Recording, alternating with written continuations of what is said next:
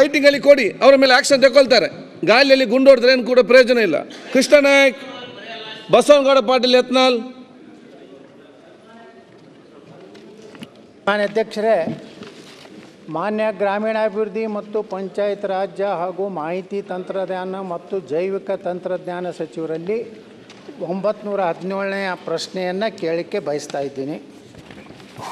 ಉತ್ತರವನ್ನು ಒದಗಿಸ್ಕೊಡ್ರಿ. ಸನ್ಮಾನ್ಯ ಅಧ್ಯಕ್ಷರೀಗ ಇದೇನು ಗ್ರಾಮ ಸ್ವರಾಜ್ ಮತ್ತು ಪಂಚಾಯತ್ ರಾಜ್ ತಿದ್ದುಪಡಿಯನ್ನು ಮಾಡಿದ್ರಲ್ಲ, ಇದರಲ್ಲಿ ಯಾವುದೇ ಸ್ಪಷ್ಟತೆ ಇರಲಾರ್ದಕ್ಕೆ ಗೊಂದಲಮಯವಾದಂಥ ಅನೇಕ ಅಂಶಗಳಿಂದ ಸಕ್ರಮ ಹಾಗೂ ಅಕ್ರಮ ಆಸ್ತಿಗಳಿಗೆ ಈ ಸ್ವತ್ತು ಮಾಡಲು ಭಾಳಷ್ಟು ತೊಂದರೆ ಆಗ್ತಾಯಿದೆ. ಅದರಲ್ಲಿ ಬಿ ಖಾತಾ ಪ್ರಕ್ರಿಯೆ ಇನ್ನೂ ಪ್ರಾರಂಭನೇ ಆಗಿಲ್ಲ. ಅಲ್ಲದೆ ಈ ಸ್ವತ್ತು ಮತ್ತು ಬಿ ಖಾತಾ ಪಡೆಯುವ ಆಸ್ತಿದಾರರ ಪ್ರಯತ್ನಕ್ಕೆ ಸಾಕಷ್ಟು ಜನ ಇವತ್ತು ಗ್ರಾಮ ಪಂಚಾಯತ್ ಹೋಗ್ತಾರೆ, ಅವರಿಗೆ ಅಲ್ಲಿ ಸರಿಯಾದಂಥ ಈ ಸ್ವತ್ತು ಮತ್ತು ಬಿ ಖಾತಾ ಸಿಗ್ತಾ ಇಲ್ಲ. ಅದ್ರ ಜೊತೆಗೆ ಮೊದಲೇನಿತ್ತಂದ್ರೆ ಅಧ್ಯಕ್ಷರೇ, ಈ ಕಂದಾಯ ಇಲಾಖೆದವರು ಭೂಮಿ ಕೇಂದ್ರದಲ್ಲಿ ಅರ್ಜಿ ಸಲ್ಲಿಸಿದ ಮೇಲೆ ಸರ್ವೆ ಇಲಾಖೆಯಿಂದ ನಕ್ಷೆ ಸಿದ್ಧಪಡಿಸಿ ಬಳಿಕ ಗ್ರಾಮ ಪಂಚಾಯತಿ ಹೋಗ್ತಾಯಿತ್ತು. ಆದರೆ ಅಲ್ಲಿ ಗ್ರಾಮ ಪಂಚಾಯತಿ ಬಂದ ಮೇಲೆ ಅಲ್ಲಿ ಪಿ ಡಿ ಒ ಅದನ್ನು ಹೆಬ್ಬಟ್ಟು ಒತ್ತಿ ಎಲ್ಲ ನಮ್ಮ ಇದನ್ನು ಉತ್ತಾರಿಗಳನ್ನು ವಿತರಣೆ ಮಾಡುವಂಥ ಅದು ಕೆಲಸ ನಡೀತಾ ಇತ್ತು. ಈ ಒಂದೇನು ಅಮೆಂಡ್ಮೆಂಟ್ ಮಾಡಿದಾರಲ್ಲ ಸನ್ಮಾನ್ಯ ಅಧ್ಯಕ್ಷರೇ, ಗ್ರಾಮ ಪಂಚಾಯತಿ ಸಿಬ್ಬಂದಿಗಳೇ ಆನ್ಲೈನ್ದಲ್ಲಿ ಅರ್ಜಿ ಅಪ್ಲೋಡ್ ಮಾಡಬೇಕು, ನಕ್ಷೆ ತಯಾರಿಸಿ ಉತ್ತಾರಗಳನ್ನು ನೀಡಬೇಕು.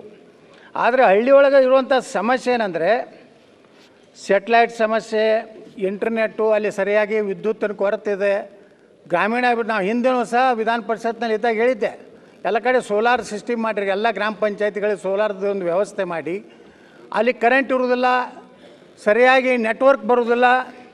ಈ ಎಲ್ಲ ಸಮಸ್ಯೆದಿಂದ ಇವತ್ತು ಏನಾಗ್ಲಾಕತ್ತೈತೆ, ಸದರಿ ಆ್ಯಪ್ ಏನು ಇದೆಯಲ್ಲ ಮಾನ್ಯ ಸಚಿವರೇ, ಅದರಲ್ಲಿ ಸರಿಯಾಗಿ ಸ್ಥಳ ಗುರುತಿಸುವಂಥ ಸಾಧ್ಯನೇ ಆಗ್ತಾಯಿಲ್ಲ. ಸಿಬ್ಬಂದಿಗಳು ಮತ್ತು ಸಾರ್ವಜನಿಕರ ನಡುವೆ ದಿವಸ ಜಗಳ ನಡೀತಾ ಇದೆ. ಸರಿಯಾಗಿ ಚಕ್ಬಂದಿ ಗುರುತಿಸಲು ಸಹ ಸಾಧ್ಯ ಆಗ್ತಾಯಿಲ್ಲ.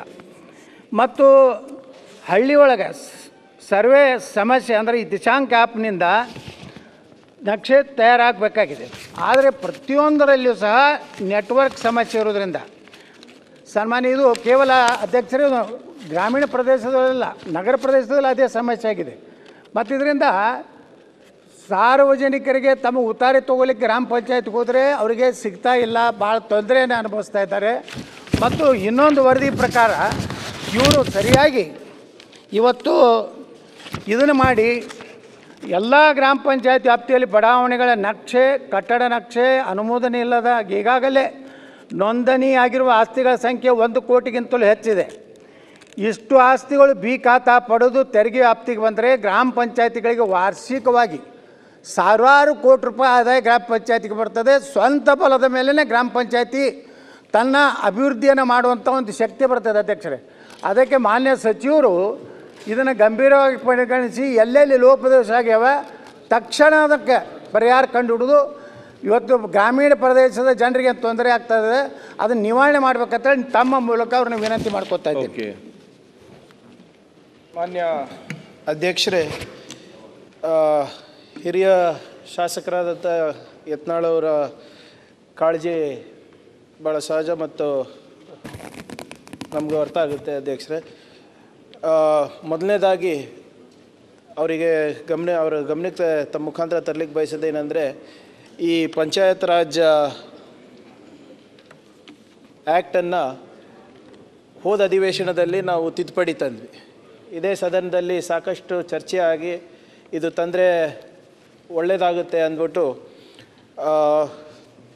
ವಿರೋಧ ಪಕ್ಷದವರು ಹಾಗೂ ಆಡಳಿತ ಪಕ್ಷದವರು ಕೂಡ ಭಾಳಷ್ಟು ಜನ ಒಪ್ಪಿದ್ರು ಅಧ್ಯಕ್ಷರೇ. ಅದಾದಮೇಲೆ ಅದು ಗವರ್ನರಿಗೆ ಅನುಮೋದನೆಗೆ ಹೋಯಿತು. ಅಲ್ಲಿ ಸ್ವಲ್ಪ ವಿಳಂಬ ಆಗಿ ಸ್ವಲ್ಪ ರೂಲ್ಸ್ ಫ್ರೇಮ್ ಮಾಡೋದ್ರಲ್ಲಿ ಸ್ವಲ್ಪ ವಿಳಂಬ ಆಗಿದೆ ಅಧ್ಯಕ್ಷರೇ. ಅವ್ರು ಹೇಳ್ದಂಗೆ ಸದ್ಯಕ್ಕೆ ನಾವು ಬಿ ಖಾತಾ ಯಾವುದೂ ಗ್ರಾಮ ಪಂಚಾಯತ್ನಲ್ಲಿ ನಾವು ಕೊಡ್ತಾ ಇಲ್ಲ. ಆದರೆ ಯಾವುದೂ ಗೊಂದಲ ಕೂಡ ಇಲ್ಲ ಅಧ್ಯಕ್ಷರೇ. ನಾವು ಭಾಳ ಸ್ಪಷ್ಟವಾಗಿ ಸಾರ್ವಜನಿಕರಲ್ಲಿ ನಾವು ಹೇಳಿದ್ದೇವೆ, ಇನ್ನು ನಾವು ರೂಲ್ಸ್ ಫ್ರೇಮ್ ಮಾಡ್ತಾ ಇದ್ದೇವೆ, ಇದಕ್ಕೆ ಇನ್ನೂ ಸ್ವಲ್ಪ ಸಮಯ ಆಗುತ್ತೆ.